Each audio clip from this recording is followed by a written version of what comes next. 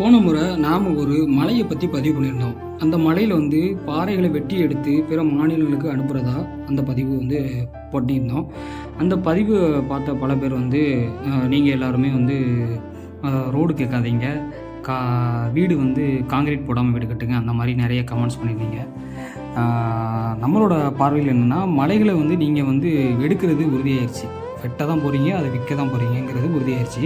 ஆனால் அந்த மலைகளை எடுக்கக்கூடிய இடம்னு ஒன்று இருக்குல்ல, அது கட்டாயம் நீங்கள் என்ன பண்ணணும்னா தண்ணி இல்லாத இடங்களில் போய் எடுங்க. இது மேற்கு தொடர்ச்சி மலையை ஒட்டிய ஒரு பகுதி, குற்றாலத்துக்கு பக்கத்தில் இருக்கிற ஒரு பகுதி.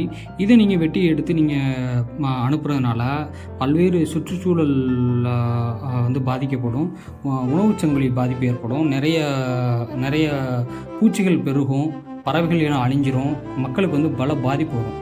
அதனால் நீங்கள் நமக்கு அறிவுரை கூறுவதை விட்டுட்டு இந்த மாதிரி பச்சை பசைன்னு இருக்கிற இடங்களில், மரங்கள் வளர்கிற இடங்களில் மலையை வெட்டி எடுக்காமல், மரங்களே வளராத நிறைய மலைகள் இருக்குது, வெறும் பாறைகளாக இருக்கும், அங்கே போய் வெட்டி எடுக்கிறதுக்கு நீங்கள் சஜஷன் கொடுக்கலாம்.